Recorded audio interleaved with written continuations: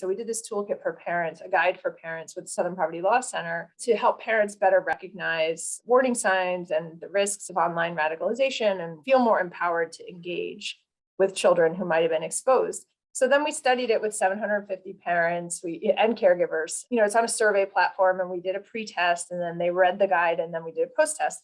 So what we found, for example, in that was that for every group of parents, every group of caregivers, it improved their ability on every measure to recognize disinformation, to feel more empowered to intervene, to recognize online radicalization, except for one group of parents. This is really interesting because the most educated group of parents did not improve their ability to recognize disinformation through our intervention. And the reason is because they came in so much more confident than everybody else that they could already do it. And then they read our guide and they realized, oh, this stuff is pretty coded, and that comes into online gaming chat rooms, and they, then they got less confident.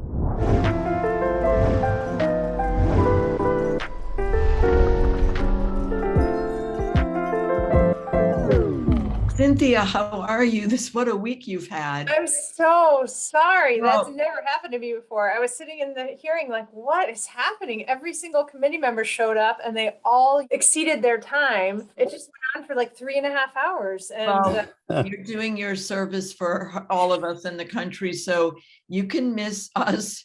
Yeah. I would have really rather talk to you. Let me tell you, I was like, it was also just, there were moments, right, where I was just like really ready to be off that call. But anyway, I'm glad to be in this conversation. Thank you. And thank you for joining us. And for everybody who's watching and listening, we have the incredible Cynthia Miller-Idriss here. And what we're talking about right now is the fact that we had to delay this conversation because you've been testifying. And just tell us, if you can, just the high level, what this conversation has been about this week and many weeks. Well, there were a lot of things going on. First of all, thanks for having me. It's just great to have this conversation. I've been looking forward to it all week. And this hearing was by the House Homeland Security Committee holding a hearing about trends in terrorism and how they affect America. That was the title, basically. So my role was to talk sort of about the blending, the blurriness of ideologies and how messy it's getting and how much overlap there is across different groups around things like supremacism and anti-government extremism. And then really I tried to talk about interventions, but there were folks there talking, there were 4 witnesses and the others had other priorities to share. So anyway, it just went on for a lot longer than expected. So we had to do some last minute shuffling. So I am sorry about that. So do you see it becoming a lot less clear what the enemies of America are and what that even means these days? Yeah, I think the data is very clear that the biggest threat to the nation in terms of terrorism and extremist violence is from the far right. I should say that there's no clear definition of what that far right means, right? Right. Some people use, even our own agencies, some of them use racially and ethnically motivated violent extremism, or REMV. Some use, white supremacist extremism and unlawful militias. So there's just different words for different aspects of it, but I use the term the far right to capture it all. So that data is really, really clear. And, there's always questions about BLM and Antifa, and I have the data on that to show you why, yes, there's concerns about violence from the left, but it just doesn't measure up to the kind of threat we're facing on the lethality side. And even our own Homeland Security under the Trump administration identified it as the most lethal threat from white supremacist extremism within the domestic violent extremist spectrum. But the problem is it gets, so that's clear, but the ideology itself is much messier than it used to be. So, you get these, like I was talking a little bit in the testimony about eco-fascists, folks who take environmental sustainability and use that to justify white supremacist extremism and violence because they believe that whites are entitled to the land and immigration threatens that then. And so because of climate change, you have to protect it for white people. So it's a kind of blood and soil mixed with climate change in a way that can draw in supporters. We see the same thing with some far right groups, who traditionally have supported like traditional family structures and would be anti-gay rights. You have some groups now promoting LGBTQ rights as Western values that have to be defended against Islam and Muslim immigration. So these weird hybrids is sort of what we're seeing, and that muddling of ideologies, and also much less of it coming from bounded groups. So it's much harder for, traditional counterterrorism strategies to address. Is it different than threats coming from outside the country? there are some real similarities, mostly around supremacism, also around the fantasy of territory like a white ethno-state or a caliphate. There's similarities in the use of violence and the not just sometimes a willingness to use violence, but a goal, where violence is itself the goal, and the bringing down of systems. We call that accelerationism, the collapsing of systems. We see that in anti-capitalist stuff in some extremist movements. We see that in white supremacists, and we see that in Islamist extremists as well. So there are similarities at this sort of like almost pre-ideological level, but then they take different organizational forms, if that makes sense. Yeah. In your book, Hate in the Homeland, you really talk about there's so many places where this gets spread, right? And you talk a lot about, really talk about young people. And if you could just, kind of set the stage a little bit about all the different places where it's deceptive, where this kind of rhetoric is being spread around and how it's getting into young people, because I feel like you have some solutions or some ideas about how to work on that.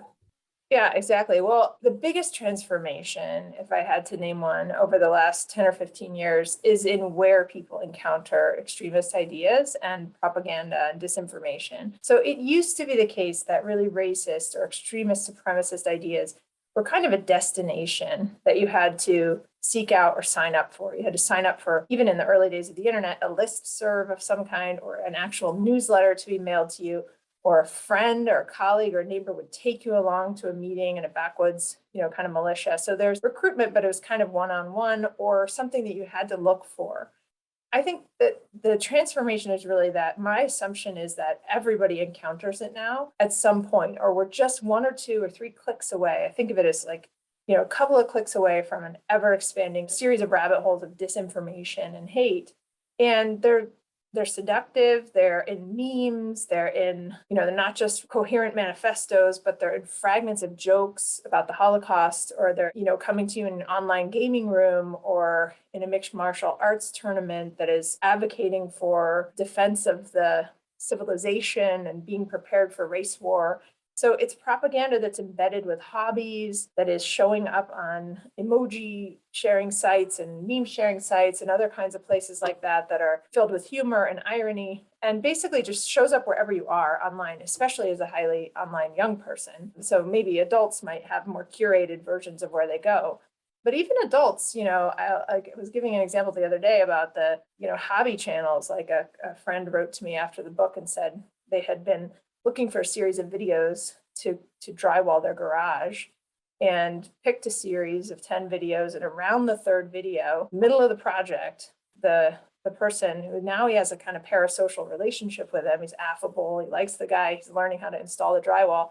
The guy starts introducing some anti-immigrant content. And by the time it got to video 10, he's stuck in the project now, it was full on, white supremacist extremist content. So, that's a very deliberate cultivation, almost like a grooming in recruiting ways. But a lot of times it's much more organic than that, where it's just kids sharing jokes, maybe not even fully understanding the horrific nature of those jokes when it's scientific racism or about the Holocaust, something they maybe haven't learned the history of, but they think it's funny and they laugh at it, and it dehumanizes and desensitizes them to the content. Do you think that that's different than it's been in the past, or is that a new phenomenon?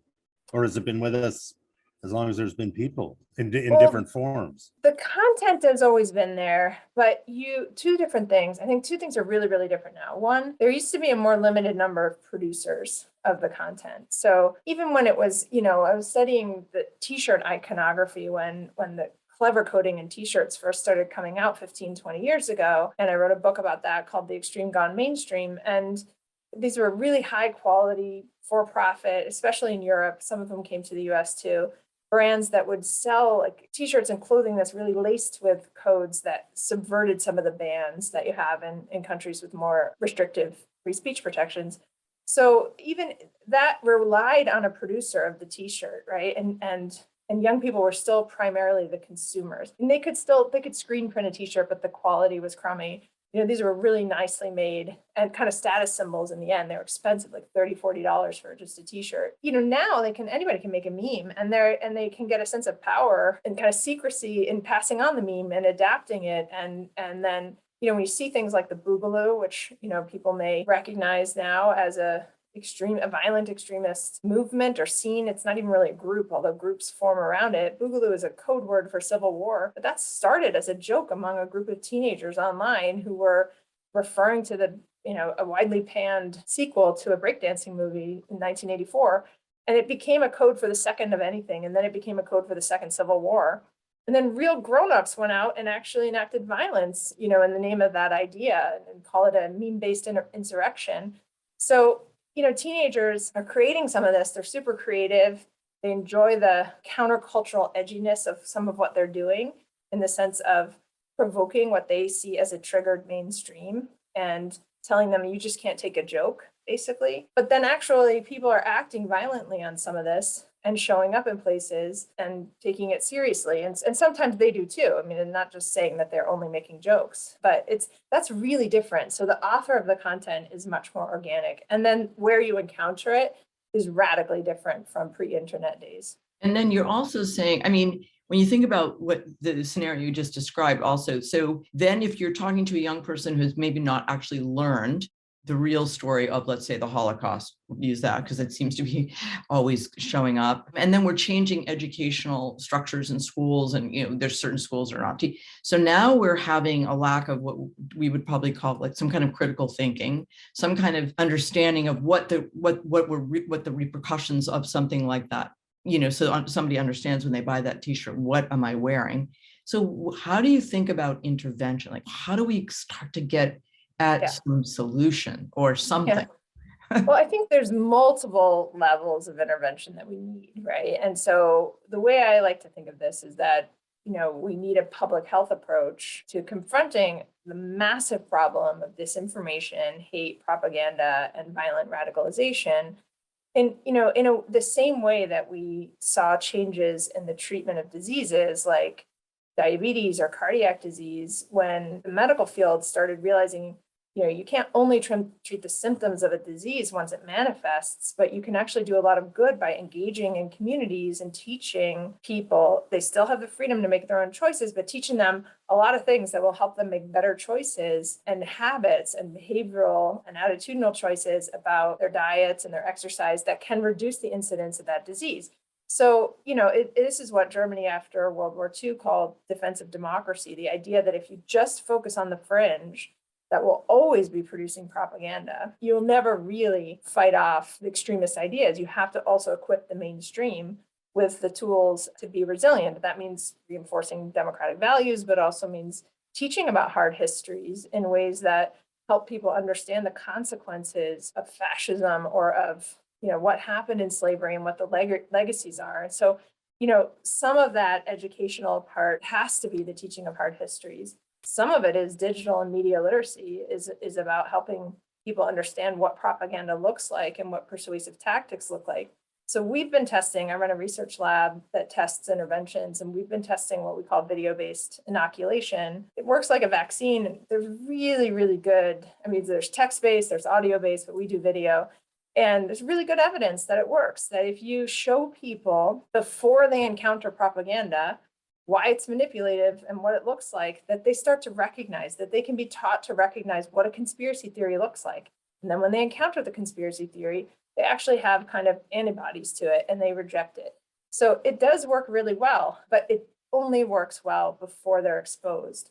And so, this whole question of like disengagement or de-radicalization is a separate story. So how young what are we thinking then? I think you go as young as, really, we have digital communications classes, right, in 5th grade. And one of the things we've learned over the years, that those didn't always exist. And there were a whole generation of young people that didn't really get very much information about how to protect their privacy online or how to recognize predators and grooming techniques online. And then we created digital communications classes to equip them with those skills and to teach them about digital citizenship online. But those kinds of curriculum, for the most part, do not have anything in it about how to recognize extremist propaganda or disinformation or what does source integrity look like. So some of it is a set of skills that, there's a ready place to integrate that, but it can't be only 5th graders, right? I often say sort of 5th graders to 50-year-olds, and then somebody said, well, it really should be like 8th graders to 80-year-olds, right? You need it across the whole spectrum, not just investment in young people. But, one of the things I often say is we got added to a list of backsliding democracies at the end of 2021. We know. And one of the things I did when I read that, it was really disturbing. A lot of people very worried about that. What does that mean? And so I looked on it and I said, well, what happens when countries get added to that list? And it turns out that the data shows it takes about 9 years on average to get off that list in one way or the other, right? So either countries are restored or they collapse in terms of their democracies. So this isn't like a quick fix of how we're going to fix this before the 2022 or 2024 midterms, but we need solutions for preventing violence right now and preventing disinformation and the failure of people to have faith in the electoral system. But we also need interventions that can change the tide, it can change the direction of things in the medium and long term. You talk about the fringe. Well, what happens when the fringe becomes the majority and, there's no critical thinking at its center? Yeah, this is what happens when the fringe moves into the mainstream. I mean, this is exactly the extreme gone mainstream that I've been worried about and talking about for several years. And I think that is part of the reason why I think just focusing on the fringe doesn't work, right? When you think about our counter-extremism tools in this country, I mean, even every prevention dollar that the federal government provides is in our security agency, the Department of Homeland Security. In other countries, these are agencies, 9, 12 different agencies across the arts and youth and health and human services and education, seeing this as a much broader whole of society kind of holistic problem. We still see it as, what I sometimes cynically say is like, I think we're in trouble if our measure of success is how well we've trained people to barricade the door, and I do think that kind of training is important. And we saw in Colleyville that kind of training really helped that rabbi and his colleagues get out of that system. Unfortunately, we need that kind of training, but that can't be the only measure of success on prevention. Like that I don't want to live in a world that just says like, how securitized can we make our spaces and then give up on the rest of it. And so that means we have to invest in the mainstream. One of the questions I have is the federal government the right funder for that? I don't know. I mean, maybe that has to be a community-based and a private sector and a foundation-based kind of thing, because the federal government really struggles to think about intervention in any other way than just preventing violent attacks. Yeah, they have their hands full. Yeah, right. And of course, there's a lot going on. COVID. So this is when we get to the violence, but what about just not being able to accept that somebody has a different point of view and have a discussion, a valid discussion, with critical thinking, do you think that these things are cyclical and this will come back? I mean, how do you see I the think tides? That's a great question. I mean, I'm worried not just about that kind of polarization and people's inability to listen. So it's polarization, it's disinformation, their belief in conspiracy theories and radically untrue things across the spectrum has increased. But sort of what you're getting at, the thing that's especially troubling for me is that we're seeing rising, and this is in the data really clear, rising numbers on what's called moral disengagement, which is you see the other group as evil, and then that kind of becomes the other group is subhuman, right? So it leads to dehumanization, and that's a really unhealthy place to be, and that's, I feel like, where we are right now, seeing those increasing numbers and why we're seeing the spread of political violence move outside of fringe movements, let's say, and into like school board meetings and attacks on healthcare workers and attacks on election officials. So you have people in their ordinary jobs now suddenly feeling like, oh my gosh, am I safe to go into school as a teacher? That's a really different place. So that, again, to me calls for investments in the mainstream, but it needs a different kind of, one of the things Germany did, I was talking about earlier today, when COVID happened, when the pandemic first started, they convened not just the epidemiologists, but they convened a group of humanists, like philosophers and poets and artists, who would advise the country on like what was going to happen to people, to our humanity, during the pandemic, and to try to make investments that would protect the humanity. And I think, we haven't really thought enough on the community level or on the national level at what the pandemic is doing to us. And this isn't all blamed on the pandemic, but it's exacerbated some of these issues. And so I think some of these divisions in society need not just law enforcement or even social science solutions, but we need the arts and the philosophers. And it's interesting you're bringing this up because we had a guest this week who's actually working on collective traumatic healing. And, he's doing this work. He works a lot in, with Israelis and Palestinians. He's worked in Germany, he's been around and this sort of trauma, collective trauma, which gets passed on. And so I think people are starting to understand, as you're talking about it, there needs to be many stakeholders coming together. But, when you talk about mainstream, I mean, we have to say we did have somebody in charge, mainstream, who was one of the biggest proponents of otherizing and dehumanizing. So it is a mainstream problem. I mean, it's everywhere now. You're right. But I want to ask you a question that is fascinating to me is when you say that if we get to people early enough, whatever age they are, and they can understand that this is propaganda, because I've always been, how do we know something? If we don't know what it is, what is a little bit more of the detail around that? I find that so interesting. Yeah, so we look at propaganda that is supremacist. So it is normally white supremacist propaganda is the most common, and white supremacist extremism is the most common form in this country, but there's all different kinds. We have male supremacist propaganda, misogynistic, Christian supremacist, Western supremacist. So when you see something like the Proud Boys, they call themselves Western chauvinists, that is promoting a view of the other that is less. It's creating a hierarchy of superiority and inferiority that ultimately can dehumanize and can lead to violence. It doesn't always. But so when we look at that kind of propaganda, persuasive tactics, some of what we see is actual propaganda like scientific racism or biological racism that is falsely claiming false facts, or on anti-vax propaganda, which we also look at, stuff that just says patently untrue things, like there's a 5G connection or something implanted in the vaccine, right? Things like that, anti-Semitic conspiracy theories about the vaccine or about the origins of the virus. That kind of propaganda is really easy to detect. But we also look at rhetorical strategies, which are really like advertising strategies that are persuasive. And so when we look at propaganda, we do a huge code booking process, which analyzes big amounts of all kinds of spaces online, chat rooms and images, all kinds of things. We have a big team that does it.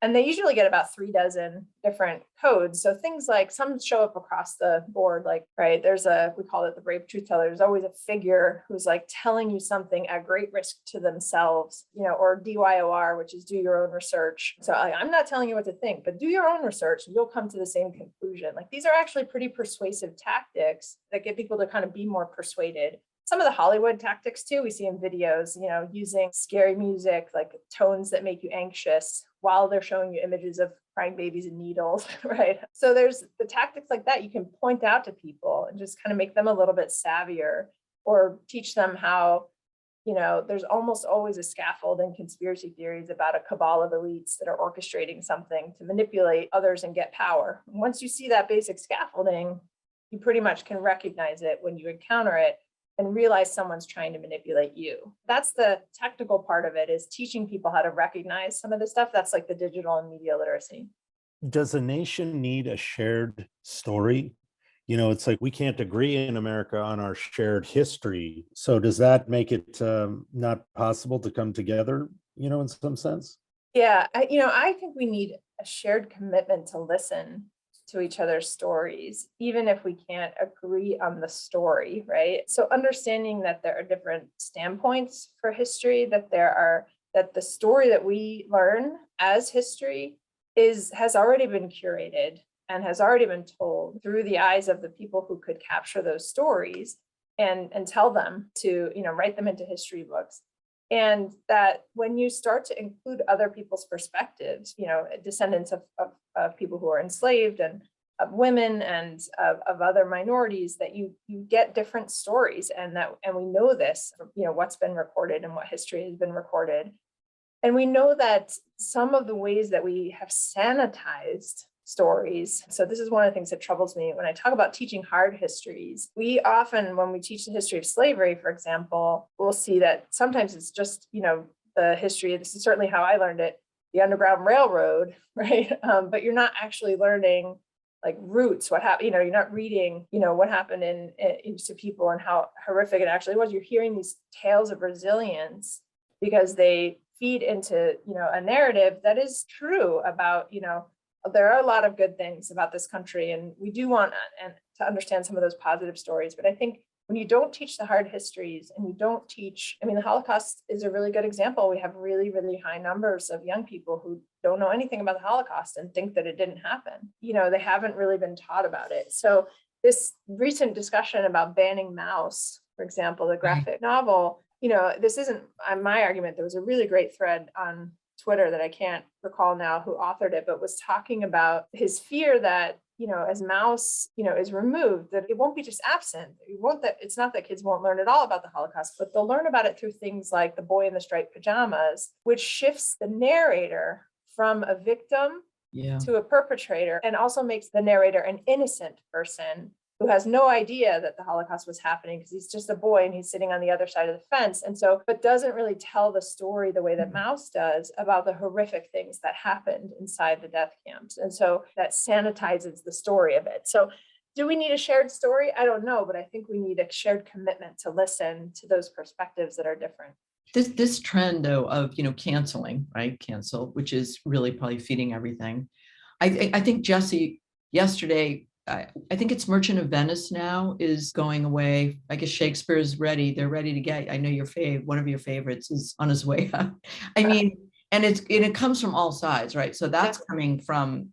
Although Shakespeare's been continually redefined since the first play was, every generation But I mean, how has this ever been? I mean, well, first of all, did you actually forecast, or could you see this coming, this sort of canceling?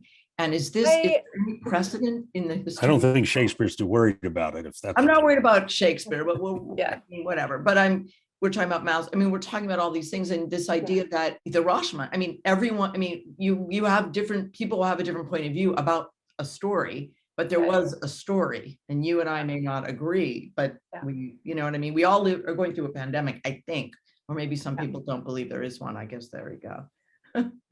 Yeah, most people I think do, though. I think there are some people that don't believe it, but I mean, certainly there are echoes. I mean, I just saw images today of a book burning in Tennessee that you may have seen, where there were a lot of people in the crowd, and it's very hard not to see those images in parallel with images from 1933 and those book burnings, where as many as, in that case, 40,000 people in those crowds. Those were the burnings, those were state-sponsored book burnings, which is different than what we're seeing now, which is, groups of citizens kind of rising up and demanding that the state ban and then burning to kind of show things. So I didn't anticipate this. I did not really see this level of kind of parent-driven and community-driven censorship, calls for censorship coming. And I would say at some state levels, also the pressure, I just heard today that there's a state that has a reporting line that the governor has set up for people to call if teachers are teaching divisive things, right? So there's this sense that, of monitoring and of fear really among, how do we send teachers in training out into this world? And I say that as a professor of education, how do we prepare them for suddenly being on a kind of battle line ideologically in a way that they are not equipped to be. So no, I certainly didn't anticipate that level of it. It's not really that surprising, but it's shocking. Does that make sense? There's a difference between terrifying beyond. That is 1933 or whatever. Yeah. Okay. Yeah. So do you think the Bill of Rights, will protect us? Yeah. It's a good question. I mean, I have faith in the country, and I'm generally an optimist, which might sound strange coming from somebody like me. I do think that we'll find our way out of this. I do think that we're going to be a country that comes out of this on the list, in the right direction and not in the collapse direction. But I think it's going to get worse before it gets better. You do, I mean, when you look at the Jim Crow laws, it invalidated the Supreme Court for 20 years. I mean, this decision on abortion may do the same thing, because it's not really in line with what the people want. So, Exactly. What are your thoughts, Yeah, I think, when you see the polling data on what people want in the majority of the country, and if we could really get people to vote and you could really get people to turn out, I think if we had a mandatory vote, I'm not saying that's what we should have, but if it was one person, one vote and everybody voted, I don't think we would see the kind of outcomes that we get in terms of the support that we see in polling data. I do think that the majority of people, we know that the majority of Americans want a different world around guns, right? We know that. And yet we still have this real resistance in the law side to putting reasonable restrictions on gun control in ways that would make us safer. So, I think eventually those contradictions have to reconcile themselves. We know that the majority of Americans support reproductive choice, and yet we're facing this situation. So over time, I do think that the voice of the people will carry through, but these are turbulent times, and I don't think it's going to be I don't think this is like a smooth path of progress. I think these are ruptures. So you have a lab. Now you're talking about anecdotal ideas. So how do you measure it all? And do you try two different theories with different populations to try and have an understanding of what happens? Like, what's the rigor around? Yeah, great question, especially because it's a field that has had really thin and almost no evidence about what works. So there's a ton of stuff that gets tried, that gets tossed out. Nobody ever knows if it's effective or not. So we are really committed to evidence. So we don't take on any projects that we can't build in. Even if we're asked to do a training for somebody, we have to be allowed to pre-test and post-test it. See, did it make a difference? Also, because people will report being dissatisfied with something like a training. But in fact, the evidence shows when you pre-test and post-test, it changed, a lot of other stuff. It was effective in terms of what the data shows. So yeah, the rabbi did a anecdotal questionnaire right before the gunman came in, and he was very dissatisfied. But then at the moment he needed it, he had it. It turns out it works, right? So it's really interesting. So we did a toolkit, and we have a series of tools for communities. So we did this toolkit for parents, a guide for parents with Southern Poverty Law Center to help parents better recognize warning signs and the risks of online radicalization and feel more empowered to engage with children who might have been exposed. So then we studied it with 750 parents and caregivers. It's on a survey platform, and we did a pre-test, and then they read the guide, and then we did a post-test. So what we found, for example, in that was that for every group of parents, every group of caregivers, it improved their ability on every measure to recognize disinformation, to feel more empowered to intervene, to recognize online radicalization, except for one group of parents. This is really interesting because the most educated group of parents did not improve their ability to recognize disinformation through our intervention. And the reason is because they came in so much more confident than everybody else that they could already do it. And then they read our guide and they realized, this stuff is pretty coded, and that comes into online gaming chat rooms, and then they got less confident. And so we saw that as a win because we corrected overconfidence that wasn't really warranted for an educated, highly educated group of parents. But it also taught us that when we roll this out into, really trying to do outreach to let parents know about it more, those parents are never going to look for resources on their own, even though their kids aren't immune to this. And so it taught us that we have to really understand the sectors, the different populations, and that when we actually do outreach and marketing, there's a different kind of message that has to go out to highly educated parents. So those are the kinds of things we're doing is we test everything. We use almost all pre and post tests so that you're kind of assessing things before and after. But we now have, for that parents and caregivers guide, we're starting a longitudinal study where we will study parents at 3 months, 6 months, and 12 months after they read the guide to see, did they actually encounter any of this stuff? Did they recognize it, in the wild? Was there any behavioral change? Do they remember any of it? Does it differ over population, where the population is, geographic regions? Yeah, not in the way you might think too. So we also found that, so it was highly educated and urban parents for the most part who do not really think that they need to know this. That was sort of like the way we interpret the data, that they came in more confident that they could already do it and don't see it as relevant. And actually were less familiar with concepts of extremism than parents in rural areas. That may be because parents in rural areas are more often exposed to those contents too, so they're encountering it more. So we don't know enough to know why those differences exist, but there definitely were rural and urban differences between the parents in those groups and educational differences. So things that we have to follow up on in the longitudinal work. Do you feel like there is, as you're doing this work and all of this effort to kind of keep us in a democratic world and a fair and safe, are these kinds of, is this, whatever we're calling it, far right, are they getting more sophisticated with their tactics as well? And do we have to be careful about that? And are they growing and doing almost similar? Because depending on, again, which story you're in, you may get some information from you and go, okay, and you may be getting the same information or the same kind of strategy, and you're being indoctrinated in something completely different. So how scary? I think they're extremely creative and they are extremely opportunistic. And so they take advantage of anything happening in the immediate popular culture, very quick to make memes. They're very quick to hop on the pandemic. Within weeks of COVID kind of hitting the US, we saw, massive spikes in anti-Semitic propaganda. They're innovators in the tech space at creating, that's sort of like a whack-a-mole problem. When you deplatform people, they migrate very quickly to other platforms. So we've seen research on this from our colleagues at George Washington who monitor large-scale data. So when the Ku Klux Klan was banned from Facebook, for example, they found a lot of those groups migrated to a Russian platform called VKontakte. And then I think it was Ukraine that banned VKontakte as a platform. And some of those groups migrated back to the US, but used the Cyrillic letters to escape the algorithm on Facebook and went right back into Facebook, and you could track the groups and the people. So one person would move and then the whole cluster would follow. So they didn't just evolve, but they mutated, really. They got smarter. They figured out tactics to get around algorithms as a group, kind of.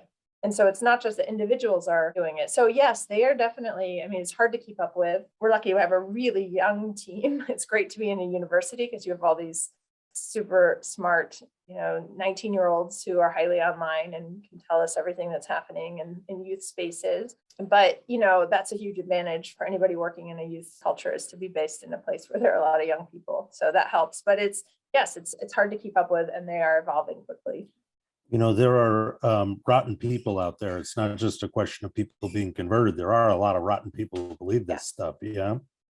Absolutely. There are people who are raised to believe this stuff. And, when we talk about educating parents or educating teachers, I think, our principals or superintendents, it's also law enforcement, right? Military veterans. We have seen disturbingly large numbers of military veterans, disproportionate numbers of veterans and law enforcement, active duty military. Of course, it doesn't mean that everybody is complicit, but I think we can't assume like this total pure innocent bystander who just needs to be educated. There's also, some teachers are part of the problem. Some curricular writers are part of the problem. And so that, it's not going to be just an easy kind of, let's get the information out there and then it's a fix, right? It's a longer public need. Boy. Yeah. Well, I'm glad that you said earlier that you are optimistic, because so are we. You have to be, first of all. I think one has to be, but Well, there's no other choice. Yes. I thank you again for all the work that you've been doing. Yeah, You've devoted thank you. to this for so long. Thank you. And, Thanks. and just for people out there, please, read Cynthia's books and follow her, and let's try to be conscious, being a critical thinking people, and not lose our heart, because in the end of the day, that's, it's really human to human. That's the humanity, exactly. Yeah. Right? It's not just about the technical skills. It is about each other and about, our community, I think, in a lot of ways. And that's one of the reasons I think this work has to be done at the community level, and why that's so empowering, is you don't just have to wait for the government to solve this. This is something that everybody can be doing in their own lives. Yeah. Well, we'd love to stay in touch with you. And Thank you, Cynthia, very much. Really Thanks so much. Thanks for taking this on and inviting me to talk to you and rescheduling at the last minute. No worries. Yeah, of course. Really appreciate it. Take care of yourself. Bye. All right. Take care. Stay well.